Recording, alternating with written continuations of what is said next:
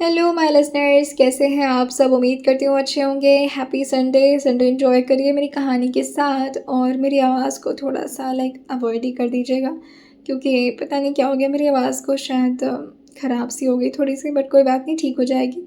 तो चलिए शुरू करते हैं अपनी प्यारी सी कहानी, हमारे soul bride of devil mafia को। अब तक की कहानी में आप लोगों ने सुन लिया था कि यहाँ पर इशिता जी जो वैष्णवी के बारे में सोच रही थी, लेकिन अब तक वैष्णवी का नाम तक पता नहीं था उसे। वैसे उसे शादी के बारे में भी गलती से पता चल गया था, वरना मिस्टर रेड्डी तो इतने ज़्यादा सीक्रेट इंसान थे कि वो तो अपनी शादी के बारे में भी किसी को कुछ नहीं बताए थे। एक दिन पहले गन शॉट हुआ और अगले दिन मिस्टर ऑफिस में थे। ये सिर्फ एडी ही कर सकते थे।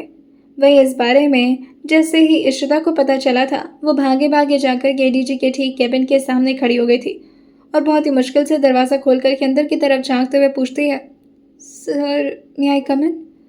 वैसे बिना काम के एडी के केबिन में जाना खतरे से खाली नहीं होता था। इशिता के हाथ में इस वक्त फाइल थी, जो कि सिर्फ एक तरीके से नाटक जैसा ही था, क्योंकि वो तो सिर्फ एडीजी की हालत को देखने के लिए गई थी। एक वक्त पर दोस्त हुआ करते थे, लेकिन चाहे वो दोस्ती कितनी भी ज़्यादा गहरी क्यों ना हो, मिस्टर एडी का ऑरा बचपन से कुछ ऐसा था कि कोई भी उनसे ठीक तरीके से बात नहीं कर पाता था। सब उनसे बात करने से कतराते थे, घबराते थे। अंदर आते इशिता, जो कि अपने चेहरे पर हल्की सी स्माइल रखते हुए धीरे से कहती है, अभी आपकी तबीयत कैसी है सर। उसने बस इतना ही बोला था कि तभी एडी जो उसे घूरते हुए कहते हैं, कुछ काम से आई हो? अगर आई हो तो काम बताओ और निकलो यहाँ से। मैं अभी थोड़ी देर के लिए कॉन्फ्रेंस मीटिंग में जा रहा हूँ, और हाँ, कह देना कोई मुझे डिस्टर्ब ना करे। ये बोलते ही इशिता जो अपने चेहरे को हाँ मिलाकर कहती है, पर कॉन्फ्रेंस हॉल तो अभी रेडी नहीं है, मैं पार्ट से कहकर। लेकिन मिस्टर एडी अपने लैपी में वीडियो कॉन्फ्रेंसिंग करने वाले थे और वो इस वक्त किसी को भी अपने आसपास नहीं चाहते थे। शायद ये कुछ ज़्यादा ही सीक्रेट मिशन था उनका, जिसमें वो किसी को भी इन्वॉल्व नहीं करना चाहते थे। इशिता जो कि एक और बार धीरे से कहती है, अब अभी आपकी तबीयत ठीक। लेकिन जैसे अभी दोबारा से एडी का चेहरा उसकी तरफ उठा ही था कि तभी वो तुरंत यहाँ से फाइल रख करके निकल चुकी थी और मुंह बनाते हुए कहती है, क्या यार, मैं इतना भी नहीं पूछ सकती, दोस्त है हमारे। रांच काफ़ी जल्दी में अभी कॉरिडोर से गुजर रहा था, तब इशिता उनको रोकते हुए कहती है, रांच एक मिनट सुनना ज़रा। रांच भागते हुए इशिता जी के ठीक सामने खड़े हो चुके थे और अपना हाथ पीछे करते हुए कहते हैं, यस मैम। कुछ पता चला किसने ये कांड करने की कोशिश की है? मुझे नाम बताना ज़रा। जैसे ही अभी राज ने ये नोटिस किया था कि इशिता जी तो अभी मिस्टर एडी के केबिन की तरफ इशारा कर रही हैं अपनी आंखों से, वो समझ गए थे कि वो किसके बारे में पूछ रही हैं। लेकिन अब वेदांत का ऑर्डर था कि इशिता को कुछ भी ना बताया जाए, क्योंकि अब चाहते थे वेदांत की ये थोड़ा सा लड़की बन करके प्यार से अपनी ज़िंदगी को गुजार ले, ना कि सिर्फ टेंशन टेंशन और टेंशन में। अभी जैसे ही राज कुछ बोल पाता, तब तक पीछे से वेदांत आकर के राज के कंधे पर हाथ रखते हुए कहते हैं, क्या कर रहे हो? कॉफ़ी मंगवाया था ना, अब तक आया क्यों नहीं? इशिता जो घूर करके मिस्टर वेदांत की तरफ देखते हुए कहती है, एक मिनट, असिस्टेंट है ये एडी के, नौकर नहीं है जो आप इनसे कॉफ़ी मंगा रहे हैं, और मैं इनसे कुछ इंपॉर्टेंट बात कर रही हूँ। हाँ राज, बताओ, कुछ पता चला उसका? तभी राज अपने चेहरे को नाम हिलाते हुए कहता है, नहीं मैम, अभी तो कुछ खास आइडिया नहीं है मुझे, पर जैसे ही मुझे पता लगता है मैं तुरंत ही आपको खुद इन्फॉर्म कर दूंगा। तभी इशिता गुस्से में कहती है, ऐसे कैसे अब तक पता नहीं चला? गनशॉट कल हुई और अब तक उस इंसान का नाम नहीं पता चला जिसने ये हरकत की है। रहने दो, मैं खुद ये काम ऋत्विक से करवा लूंगी। और ये बोलते हुए वो यहाँ से जाने लगी थी। तभी वेदांत जो अपने सर पर मारते हुए कहते हैं, अगर ये ऋत्विक को इसमें इन्वॉल्व किए ना, तो उससे ज़्यादा वक्त नहीं लगेगा पता लगाने में। तभी राज अपना कंधा उचकाते हुए धीरे से पूछता है, पर सर मैं क्या करूँ इसमें? अब मैम ने पूछा, मुझे कुछ तो बोलना पड़ता ना, अब क्या झूठा नाम बता देता? तभी वेदांत हंसते हुए कहते हैं, ग्रेट आइडिया, बात करते करते कभी कभी अच्छी बातें कर लेते हो। और ये बोलते हुए वो तुरंत ही इशिता के पीछे जाकर के जानबूझ करके अपने हाथ में पकड़े फ़ोन को अपने कान पर लगाते हुए कहते हैं, हेलो, हाँ, ओ तुमने तुमने पता लगाया? कम ऑन पार्थ, तुम कब से इतने स्ट्रांग बन गए? ओह, तो तुम्हारे अकॉर्डिंग ये काम किसी छोटे मोटे इंसान का है? अरे पर छोटा मोटा इंसान मिस्टर एडी को कैसे गन, आई मीन उसके हाथ में अगर गन जाएगी, वो भी मिस्टर एडी को मारने के लिए, तो उसके हाथ कांप जाएंगे। लेकिन क्या तुम वाकई श्योर हो? जैसे ही मिस्टर वेदांत ने अभी फ़ोन रखा था, इशिता तुरंत ही उनको रोकते हुए कहती है, एक मिनट, वैसे तो मुझे आपसे कोई बात करने का इंटरेस्ट नहीं है, लेकिन किस बारे में बात कर रहे थे आप पार्थ से? और किसके बारे में पता चला है? तभी वेदांत थोड़ा कैजुअल होते हुए कहते हैं, अरे वो क्या बोलते हैं, क्या नाम था, अरे ये जो है ना, सुभाष, अरे एडी का बड़ा भाई। ये सुनते ही इशिता जो अपना मुंह बनाते हुए कहती है, हाँ वो बुढ़ा। तो तभी वेदांत जो उसकी तरफ हल्का लीन होते हुए कहते हैं, उन्हीं के असिस्टेंट ने। ये सुनते ही इशिता के तो खून खौल चुके थे और उसे ये भी समझ में आ चुका था कि आगे उसे क्या करना है। वो तुरंत यहाँ से अपने केबिन की तरफ निकल जाती है बिना एक भी शब्द कहे, और ना ही उसके चेहरे पर कोई एक्सप्रेशन था। वेदांत जो अपने केबिन की तरफ जा चुके थे, ये सोचते हुए कि अब शायद इस लड़की का दिमाग गुमराह हो जाएगा, क्योंकि यहाँ पर तो सुभाष जी के असिस्टेंट हैं ही नहीं। कुछ टाइम के लिए वो फॉरेन ट्रिप पर गए हैं। एक तरफ यहाँ वीडियो कॉन्फ्रेंसिंग खत्म हुआ था और वहीं दूसरी तरफ मिस्टर रेड्डी मौजूद थे, अब थोड़े ही देर में एक सुनसान इलाके में, जहाँ पर एक टूटी फूटी सी इमारत थी। अभी शायद वहाँ पर कंस्ट्रक्शन का काम चलने वाला था, लेकिन कुछ टाइम पहले ही मिस्टर रेड्डी ने उस जगह को खरीद लिया था। अजीब सा झंखार जैसा जगह था, लगभग 5 या 6 फ्लोर का पूरा बिल्डिंग, जिसमें तीसरे फ्लोर पर एक आदमी को रखा गया था। बेचारा काफ़ी टाइम से ऐसा लग रहा था जैसे बेहोश पड़ा हो, जिसकी वजह से उसे होश में लाने के लिए काफ़ी ठंडे ठंडे बर्फ़ से उसके मुंह पर ज़ोर से मारा गया था। लेकिन जैसे अभी उसकी आंखें खुली थीं, उसकी आंखों पर ज़ोर से चोट भी लग जाती है।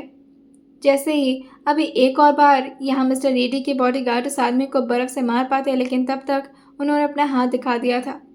उस आदमी की आंखें बहुत मुश्किल से खुल पा रही थीं और जैसे तैसे करके धुंधले तरीके से अभी वो सामने की तरफ देख पाता।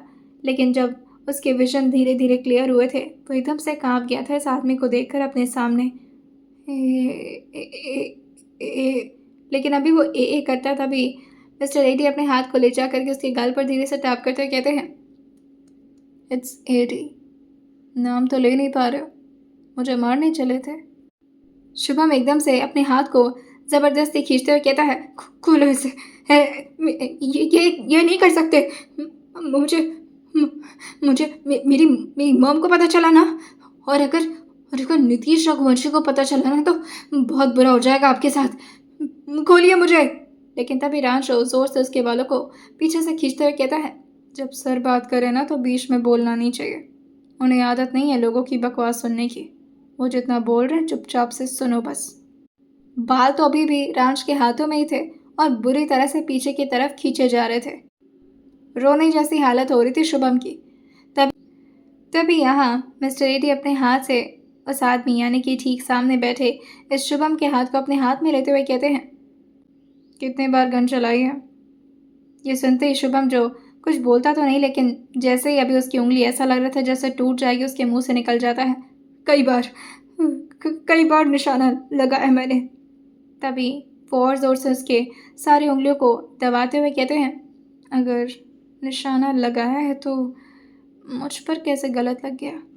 मिस्टर एडी को मारने के लिए थोड़ी ट्रेनिंग ले लेते ना। और ये बोलते हुए वो लगातार उसकी उंगलियों को उल्टी तरफ यानी कि उसके हाथ की उल्टी तरफ मोड़े ही जा रहे थे, जिससे शुभम की लगातार चीख निकल पाती। लेकिन तभी रांश उसके मुंह को ज़ोर से दबाते हुए कहता है, अभी बोला ना, सर को पसंद नहीं बीच में इंटरप्शन। आवाज़ नहीं करो, जितना कह रहे हैं सर सुनो। तभी मिस्टर एडी उसके हाथ को छोड़ते हुए कहते हैं, तुम्हें समझ में नहीं आया कि अगर गलती से भी मैं जिंदा बच गया तो तुम्हारा पूरा ख़ानदान ख़त्म हो जाएगा? अब क्या करोगे तुम? शुभम जो रोते हुए कहता है, गलती हो गई, अब नहीं करूँगा ऐसा। लेकिन उसकी आंखों में जो गुस्सा था साफ नजर आ रहा था कि वो दोबारा भी ऐसा करेगा, लेकिन उसे मौका कहाँ मिलने वाला था। मिस्टर एडी जो उसके हाथ की तरफ देखते हुए कहते हैं, मुझे तुम अब जिंदा नहीं चाहिए। वैसे भी तुम्हारी बहन ने बहुत तंग कर रखा है मुझे, उसे भी रुलाना है तो अच्छा खासा मौका मिल रहा है तुम्हें मारकर उसे रुलाने का। लेकिन हड़बड़ाते हुए यहाँ पर शुभम जो मिस्टर एडी की तरफ देखते हुए कहता है, नहीं नहीं नहीं नहीं नहीं सर, हमें वो बिल्कुल भी प्यार नहीं करती है। वो तो बस अपने बाप के पीछे पड़ी रहती है, और हम लोग बिल्कुल आपकी तरह सर, उसको ना टॉर्चर करते रहते हैं, तो मेरे मरने पर वो नहीं रोएगी सर। वो शायद नितेश मेरे बाप के मरने पर रोएगी, लेकिन मुझे अगर आप कुछ भी करेंगे तो। लेकिन ये बोलते बोलते बेचारा बीच में एकदम से शांत पड़ गया था, क्योंकि एक गन की गोली जो जाकर के उसके सर पर लगी थी और सारे लोगों को ये आवाज़ भी सुनाई दी थी। आसपास चिड़ियों की अजीब सी चहचहाहट शुरू हो गई थी क्योंकि सब के सब घबरा गए थे कि आखिर यहाँ पर हुआ क्या है। यहाँ पर हुआ था एक मर्डर। पूरी तरह से मिस्टर एडी ने अभी उसकी बात को भी कंप्लीट नहीं होने दिया था। टाइम वेस्ट हो जाता ना उनका। एक ही काम थोड़ी ना हैंडल करना होता था उन्हें। आज उन्हें अपने फैक्ट्री में राउंड लेना था, कुछ कंस्ट्रक्शन एरियाज़ में जाना था, कॉलेज में बच्चों से जा कर के मिलना था। बहुत सारे काम थे और इस तरह के काम को वो ज़्यादा इम्पोर्टेंस देते, ना कि इस आदमी की बकवास सुनने में वो अपना टाइम वेस्ट करते। वो तुरंत ही यहाँ से निकल चुके थे और वहीं लाश के लिए उन्होंने एक सही जगह बता दी थी जहाँ पर आसानी से रघुवंशी खानदान इस आदमी यानी कि शुभम रघुवंशी को ढूंढ पाए। अभी कल ही तो इतना बड़ा एक्सीडेंट हुआ था जिसमें कई नेताओं के, जो कि काफ़ी ज़्यादा दिग्गज और काफ़ी ज़्यादा पावरफुल माने जाते थे, उनके बेटों की मौत हुई थी। और आज शुभम रघुवंशी।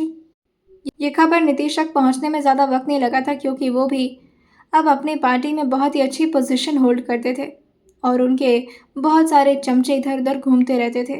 जैसे ही एक सुनसान जंगल के पास उन्हें इस आदमी की लाश नजर आई थी, सबसे पहले तो उसे देखा गया था और देखने के बाद कुछ लोगों ने आइडेंटिफाई कर लिया था कि ये तो मिस्टर रघुवंशी के बेटे शुभम रघुवंशी हैं। दूसरी तरफ वैष्णवी यहाँ पर ज़बरदस्ती किचन में लगी हुई थी और खाना बनाते हुए लगातार खुद से ही बोले जा रही थी, पहले ठीक था, जब तक ससुराल में नहीं थे कम से कम खाना तो बनाने के लिए नहीं बोलती थी। अब तो ये भी सब करना पड़ रहा है मुझे। मैं ऐसे जगह पर क्यों पैदा हो गई? सारे लोग तो कहते हैं कि ये सब नॉर्मल होता है लड़कियों के लिए, बट मुझे ये सब नॉर्मल नहीं लगता है। मुझे तो कुछ और करना था अपनी ज़िंदगी में। वो जो लड़कियाँ होती हैं ना, जो डिशम डिशम करती हैं मूवी में, काश मैं वो बन पाती। तभी बाहर से काफ़ी ज़ोर ज़ोर से रोने की आवाज़ सुनाई देने लगती है और यहाँ पर वैष्णवी भी अपने दिल को संभालते हुए जल्दी से बाहर की तरफ भागी थी कि क्या हो गया। बाहर भागते ही आकर के जैसे वैष्णवी ने देखा था, यहाँ पर तो किसी लड़के को इस तरह से अपनी गोद में लेकर के कल्याणी जी लगातार रोई जा रही हैं और यहाँ सामने खड़े नीतीश जी भी पूरी तरह से हक्का बक्का होकर के हैरान थे कि आखिर उनके बेटे को मारने की ज़रूरत किसने कर दी, क्योंकि वो तो बहुत ही ज़्यादा पावरफुल थे और सब लोग उनसे बहुत ज़्यादा घबराते थे। फिर शुभम के साथ तो कई बॉडीगार्ड्स भी चलते थे। ये कैसे पॉसिबल हो सकता है? और आखिर ये किया तो किया किसने? और जिसने भी किया मैं उसे छोड़ूंगा तो नहीं। तभी वैष्णवी जो फाइनली बाहर आकर के देखी थी कि आखिर ये है कौन और सब लोग इस तरह से क्यों घेरा बना करके खड़े हैं। जैसे अभी वो झांक करके देख पाती, यहाँ कल्याणी जी के गोद में रखा हुआ सर, जो कि पूरी तरह से खून से लथपथ था, वो उसका अपना भाई था। वैष्णवी के लिए खून देखना कोई मामूली बात नहीं थी, जिसकी वजह से वो तुरंत ही अंदर की तरफ भागी थी और जाकर के अपने मंदिर के ठीक सामने बैठ जाती है और लगातार अपना हाथ जोड़ करके रोना शुरू कर दी थी क्योंकि वो बहुत ज़्यादा घबरा गई थी। नाजुक सा तो था उसका दिल, वो तो मस्तीखोरी वाली लड़की, लेकिन उसे ये सब हमेशा देखना पड़ता था। जब भी बहुत ज़्यादा दिक्कत में होती या परेशान होती तो हमेशा अपने महादेव जी के पास ही आकर के चुपचाप शांति से बैठ जाती, लेकिन आज उससे शांति से बैठा नहीं जा रहा था, बल्कि वो लगातार रोई जा रही थी। रात के वक्त मिस्टर एडी जो फाइनली अपनी जिया जी को खाना वाना खिला करके आ चुके थे अपने कमरे में देखने के लिए कि रघुवंशी खानदान का आज माहौल कैसा है। और अभी एडी जी की नज़र बहुत ही ध्यान से अपने लैपटॉप के स्क्रीन पर थी। वैसे तो उन्हें बाकी के काम भी करने थे, लेकिन अभी उन्हें सामने का नज़ारा बहुत ही ज़्यादा एंटरटेनिंग लग रहा था। अब उसे वो मिस थोड़ी ना करने वाले थे रघुवंशी खानदान में, जहाँ हर तरफ सिर्फ मातम का चेहरा नजर आ रहा था। कोई रो रहा था, कोई परेशान था, किसी के चेहरे पर खौफ था। और मिस्टर एडी जी भी इस वक्त जूम कर करके उन लोगों के इस एक्सप्रेशन को एंजॉय कर रहे थे, अपने हाथों में ब्लैक कॉफ़ी का मग लिए हुए। अभी वो देख ही रहे थे कि तभी हल्का सा कर्टेन खुला हुआ था, जिसकी वजह से यहाँ घर के अंदर क्या हो रहा है वो भी यहाँ पर नज़र आ रहा था मिस्टर एडी को। लेकिन उनका कोई इंटेंशन नहीं था कि वो किसी के घर के अंदर देख करके उनकी प्राइवेसी रूइन करे। जैसे अभी वो उसे जूम आउट करने वाले थे, लेकिन तब तक उन्हें ये तो कोई अपना सा नज़र आया था। यहाँ वैष्णवी जो सबके लिए कॉफ़ी लेकर आ रही थी, जो लोग यहाँ रघुवंशी परिवार के दुख में शामिल होने आए थे। तभी वैष्णवी जी जो थोड़े गुस्से में खड़े होकर के उसी के ट्रे की तरफ देखती है जो अभी वैष्णवी के हाथ में था, और उसमें से एक ग्लास उठा करके उसके हाथ पर दे मारी थी, जिससे उसका पूरा हाथ जो कि एकदम से जलना शुरू कर दिया था। और ऊपर से सबके सामने उसे डांट लगाते हुए कहती है, निकलो अभी के अभी यहाँ से, यहाँ पर मेरे बेटे की मौत हो गई और तुम्हें सबको कॉफ़ी पिलाना है। लेकिन वैष्णवी की इसमें क्या गलती थी? कल्याणी जी के कहने पर ही तो उसने ये सब किया था। वो तुरंत ही अपने कदम को अब किचन की तरफ मोड़ चुकी थी। तभी बहुत ही गुस्से में नीतीश जो कल्याणी की तरफ घूरे थे और जोर से उनका हाथ दबाते हुए कहते हैं, ये क्या तरीका था? आपका दिमाग खराब रहता है। इलेक्शन सर पे है और आप अपनी जज्बात को कंट्रोल नहीं कर पा रही हैं। कल्याणी जी भी अब गुस्से में अपने बेडरूम की तरफ जा चुकी थी और पीछे पीछे नीतीश जी भी। भाई कल्याणी जी रोते हुए कहती है, मेरा एक बेटा, उसे खो दिया है मैंने, और आप कह रहे हैं कि आखिर किसने किया ये? अब तक पता कैसे नहीं लगा पाए आप? ये सुनते ही नीतीश अपने चेहरे को दूसरी तरफ मोड़ते हुए कहते हैं, अगर पता लगा भी लिया तो क्या कर सकता हूँ? जिसने भी किया होगा ज़रूर बहुत ही ज़्यादा स्ट्रांग और पावरफुल होगा, और उसने अगर गलती करने वाला हमेशा कोई ना कोई सबूत ज़रूर छोड़ देता है। और हमें पूरी उम्मीद है जिसने भी हमारे बेटे के साथ ये किया है उसने भी कोई ना कोई गलती ज़रूर की होगी। जिसने भी हमारे बेटे के साथ ये किया है उसे हम छोड़ने तो नहीं वाले, लेकिन फ़िलहाल के लिए हमें बहुत ही दिमाग लगाकर काम करना होगा। अगर हमारी एक भी गलती इधर पकड़ी गई ना तो हम दूसरी तरफ अपने इलेक्शन से हाथ धो बैठेंगे। और जाते जाते वो गुस्से में कल्याणी जी की तरफ देखकर कहते हैं, मगर तब तक आप अपने जज्बात को काबू में रखिए। और ये बोलते हुए वो बाहर निकल चुके थे। तभी कल्याणी जी जो गुस्से में अब किचन की तरफ जाने लगी थी, और वहीं यहाँ हल्का सा कर्टन खुला होने की वजह से मिस्टर एडी को इतना तो समझ में आ ही चुका था कि यहाँ वैष्णवी के साथ सब कुछ ठीक नहीं है। अब उनका ये स्क्रीन बंद हो चुका था। एडी साहब ने अभी तुरंत ही अपने फेवरेट असिस्टेंट को कॉल लगा दिया था, मिस्टर रांच, जो कि उनके सारे तिकड़मबाजी वाले काम को बहुत ही आसानी से हैंडल करने में माहिर थे। वहीं मिस्टर रांच एक तरफ जिम में पुशअप्स मार रहे थे और उनके पुशअप की रफ्तार इतनी तेज़ थी कि उनकी सांसों की भी रफ्तार अब बढ़ चुकी थी। फ़ोन जैसे ही आना शुरू हुआ था तुरंत ही बिना इस बारे में जाने कि आखिर दूसरी तरफ है कौन, रांच ने फ़ोन उठा लिया था। गलती से ब्लूटूथ पर उनका हाथ चला गया था जिसकी वजह से फ़ोन रिसीव हो गया था, और वो अभी भी पुशअप्स को कंटिन्यू करते हुए कहते हैं, हेलो कौन? हेलो कौन है? बोल क्यों नहीं रहा है? ये सुनते ही दूसरी तरफ से मिस्टर एडी थोड़ी देर के लिए शांत रहते हैं, ये जानने के लिए कि आखिर ये आदमी कर क्या रहा है और इतनी तेज़ तेज़ आवाज़ क्यों आ रही है इसके सांसों की। जैसे अभी रांच कुछ और बोल पाते तभी बीच में मिस्टर एडी की आवाज़ सुनाई देती है, कर क्या रहे हो तुम? ऐसे काम करते हुए कभी फ़ोन रिसीव नहीं करते हैं, स्टूपिड। ये सुनते ही रांच तुरंत ही खड़े होते हुए कहता है, सर सो सॉरी, वो मुझे नहीं पता था। सो सॉरी सर, वो सच में मुझे नहीं पता था कि आप हो सकते हैं, वरना मैं ऐसे बात ही नहीं करता सर। मेरा वो फ़ोन थोड़ा दूर था तभी गलती से रिसीव हो गया। I mean sorry. उसको इस तरह से हड़बड़ाता सुनकर के मिस्टर एडी फ़ोन रखते हुए कहते हैं, जब फ्री हो जाओ तब बात करना। लेकिन तभी राज कहता है, नहीं सर, मैं तो जिम में पुशअप्स मार रहा था, इसी वजह से वो। तभी मिस्टर एडी जो उसकी बातों को सुनते हुए अब जाकर के क्लियर हुए थे कि आखिर इतनी तेज़ तेज़ सांसों की आवाज़ आ क्यों रही है। फ़ोन रिसीव करने के बाद अपने सांसों पर थोड़ा काबू रखा करो, सामने वाला शख्स कुछ और भी समझ सकता है। लेकिन तभी रांच तो थोड़ा कंफ्यूज होते हुए पूछता है, सर क्या समझ सकता है? लेकिन मिस्टर एडी जो कि फालतू के बकवास में ज़्यादा दिलचस्पी ना दिखाते हुए तुरंत ही टॉपिक को चेंज करते हुए कहते हैं, वैष्णवी रघुवंशी के बारे में शायद कुछ चीज़ें नहीं पता है मुझे, और वो मुझे जाननी है रांच। उसके बचपन से लेकर के आज तक उसकी ज़िंदगी में जो भी कुछ हुआ है मुझे सब कुछ जानना है। उसकी स्कूलिंग, उसके फ्रेंड्स, और साथ ही परिवार वाले उसे किस तरह से ट्रीट करते हैं। जैसे ही ऊपर से ऑर्डर आया था, ऑब्वियस सी बात है कि रांच अपने काम में लग चुके थे, लेकिन उन्होंने एक सवाल बहुत ही मुश्किल से किया था मिस्टर एडी से। वही वो धीरे से कहते हैं, सर पर एक क्वेश्चन था। नीतीश सर की तो बहुत फेवरेट बेटी थी ना आपकी wife, I mean Vaishnavi ma'am, तो उसके बावजूद भी उनकी ज़िंदगी में कोई टफ़ या कोई हार्ड फेस आया भी क्यों होगा? क्योंकि वो तो इतने अच्छे परिवार से बिलोंग करते हैं और उनके खिलाफ़ कौन ही जा सकता है उस घर में। लेकिन ये विश्वास तो अभी तक एडीजी के दिमाग में भी था। थोड़ी देर पहले ही अभी ये विश्वास टूटा था और उन्हें बहुत बड़ा शौक लगा था कि आखिर उस घर में वैष्णवी के साथ ऐसी ट्रीटमेंट। खैर, फिलहाल के लिए वो इस टॉपिक पर ज़्यादा बात ना करते हुए रांच को थोड़े गुस्से में कहते हैं, जब मैं कोई काम देता हूँ तो मुझे सिर्फ उसका रिजल्ट चाहिए होता है, क्वेश्चंस नहीं। और ये बोल करके उन्होंने फ़ोन कट कर दिया था। फ़ोन को एक साइड में रखते हुए अभी थोड़ी देर के लिए वो अपनी आंखें बंद किए थे, लेकिन आंखें बंद करते ही जैसे उन्हें खौफनाक सपना आना शुरू हो जाता हो। वो अपने पलकों को एक पल के लिए भी झपका नहीं सकते थे, जैसे कि अगर अंधेरा हो तो उनकी सांसें अटक जाएं। वैसे तो उन्हें बहुत सारे काम थे, फाइल्स वगैरह के वैसे तो हमारे एडी साहब को बहुत सारे काम थे।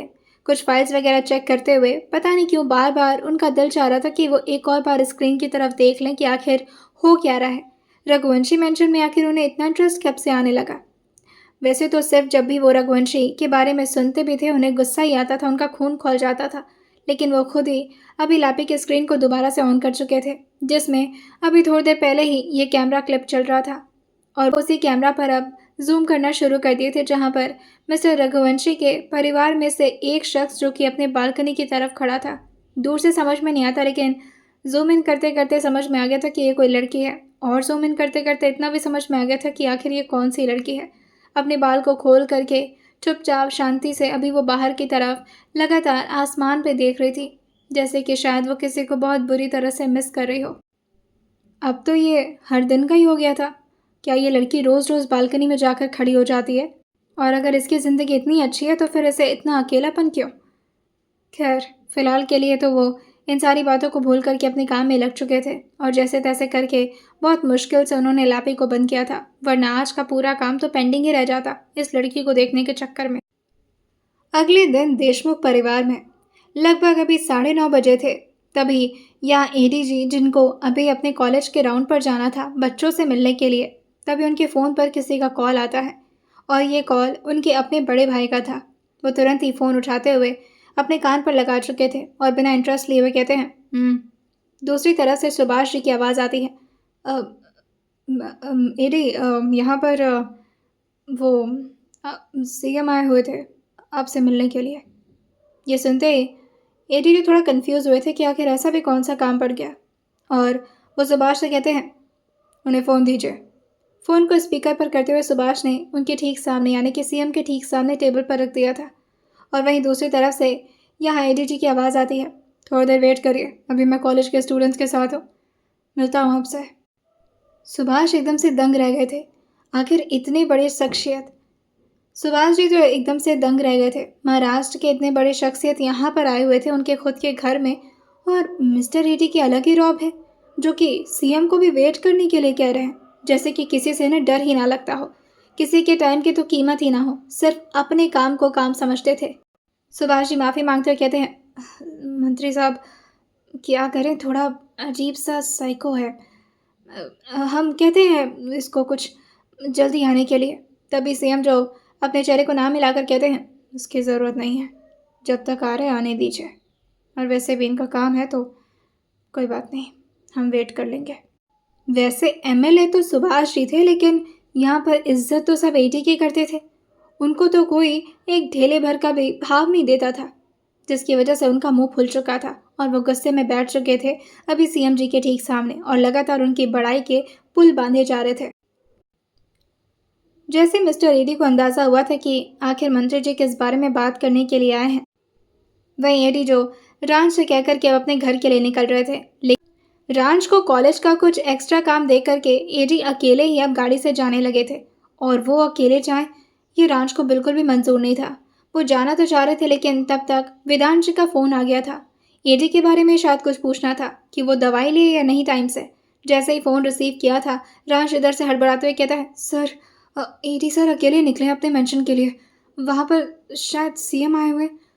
मुझे समझ में नहीं आ रहा, मुझे कॉलेज का काम दे दिया है, अगर अकेले गए तो आप जानते हैं ना, इनके राइवल्स तो हर पर बस इसी बात का मौका ढूंढते हैं कि कब ये अकेले मिले। और तभी वेदांत उनको समझाते हुए कहते हैं, कोई बात नहीं, हम निकलते हैं इधर से, तुम परेशान मत हो। और हाँ, एक काम करो, अभी अभी कहाँ पहुँचा होगा वो लगभग। वो एड्रेस पूछ करके अब अपनी गाड़ी लेकर के निकल चुके थे। वेदांत सिर्फ अकेले नहीं निकले थे, बल्कि यहाँ इशिता जी भी मौजूद थी। थोड़ी देर में राज भी यहाँ से निकलने ही वाले थे, क्योंकि ऑब्वियस सी बात है कि वो एडी से ज़्यादा देर तक दूर रहें ये उनको पता नहीं क्यों बर्दाश्त ही नहीं होता था। ऐसा लगता था जैसे कि परछाई बन करके वो हमेशा एडी के आसपास रहेंगे, तभी उन्हें सुकून मिलेगा।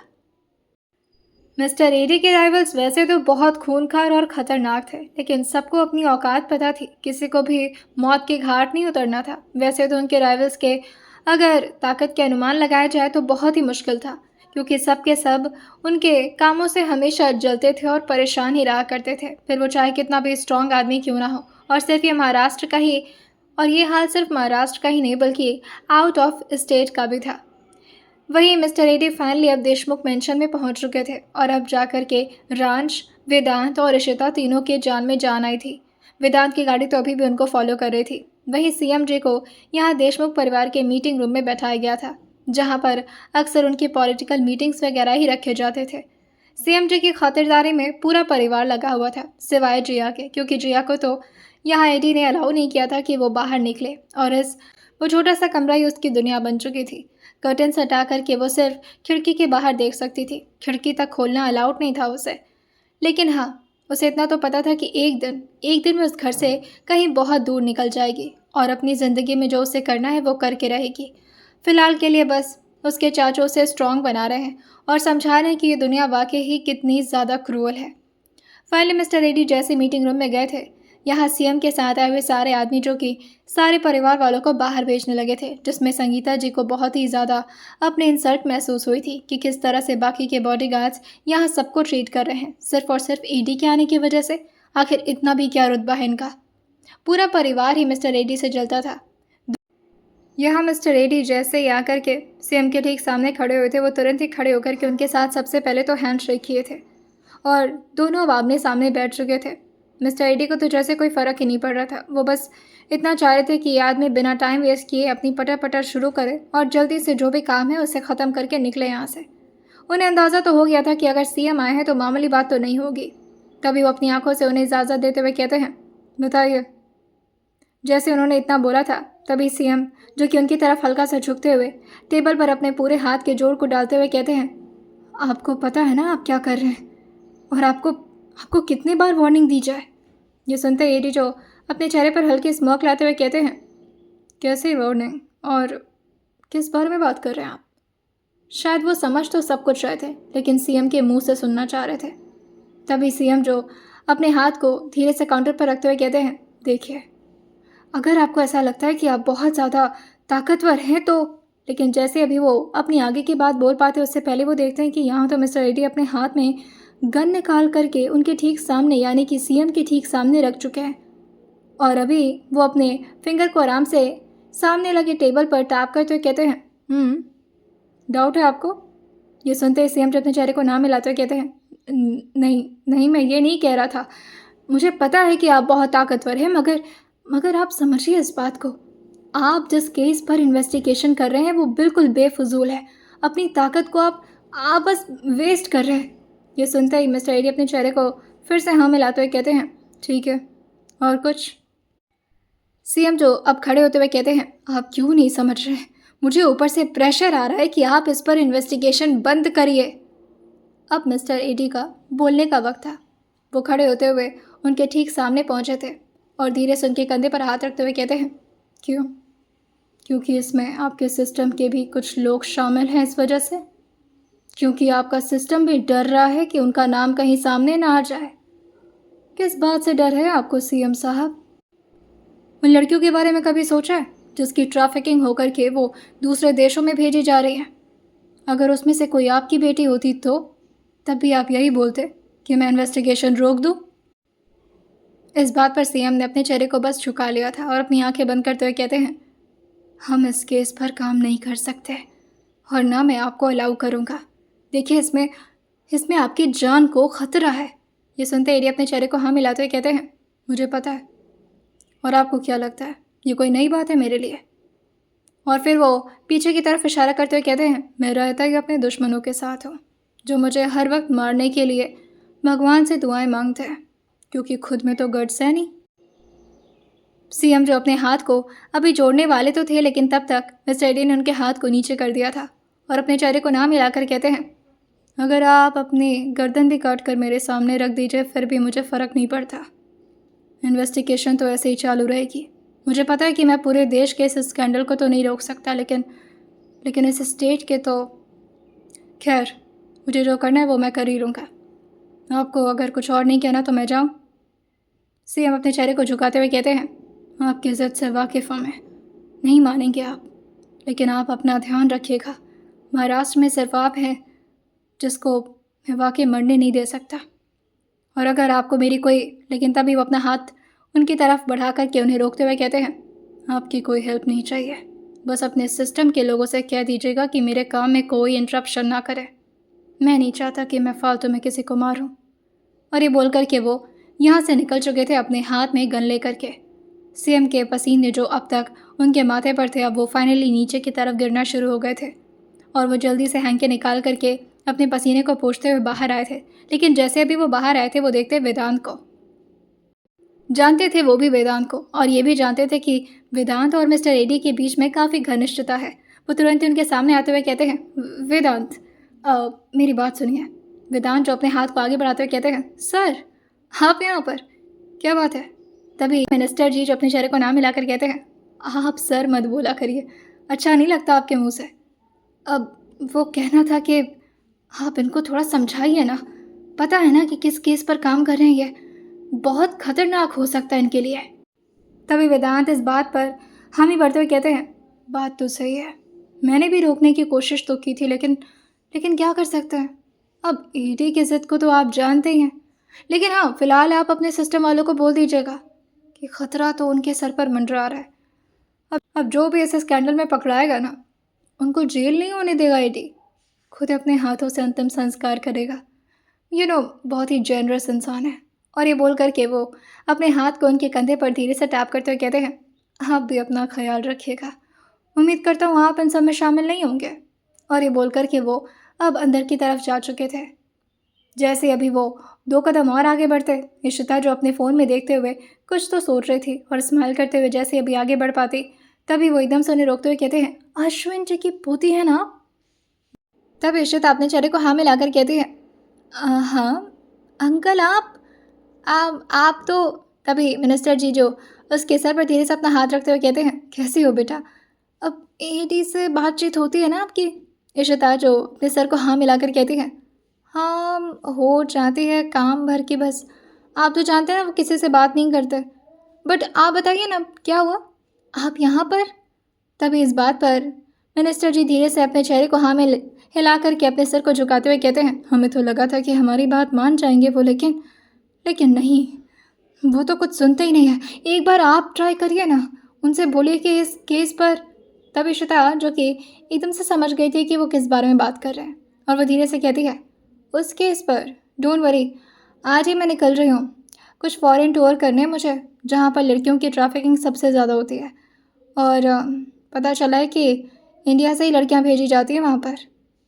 तो जल्द से जल्द हम इस स्कैंडल को क्रैक करके उन सब की हड्डियाँ भी तोड़ने वाले हैं, तो आप बच कर रहिएगा। और ये बोल करके वो जाते जाते एक और बात उनकी तरफ मुड़कर देखते हुए कहती हैं, इतना फेवर करेगा कि आप लोग प्लीज़ हमारे बीच में आने की कोशिश मत करेगा, और अगर इस स्कैंडल का कुछ भी पता चला ना, तो वो सारा क्रेडिट हम आपके नाम पर ही करेंगे, डोंट वरी।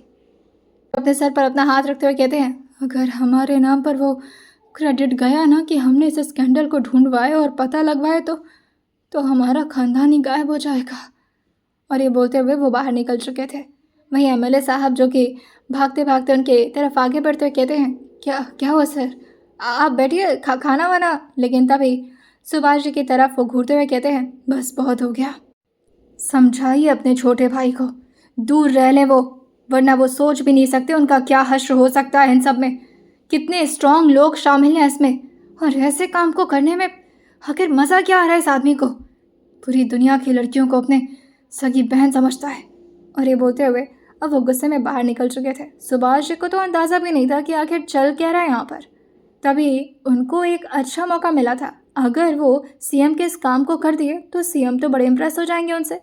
और उनके दिमाग में एक नया खुरापाती आइडिया जम ले रहा था, क्योंकि मिस्टर एडी की एक ही तो कमज़ोरी थी, और उस कमज़ोरी का पूरा फ़ायदा पूरा ख़ानदान उठाना जानता था, और स्पेशली सुभाष जी तो कुछ ज़्यादा ही। आइए जानते हैं आखिर क्या होने वाला आने वाले एपिसोड में, और क्या होगा जब पता चलेगा वैष्णवी के बारे में हमारे एडी साहब को। चलिए जानते हैं इसे आने वाले एपिसोड में, और सुनते रहिए soul bride of double mafia, सिर्फ और सिर्फ स्टोरी विद सौम्या के साथ।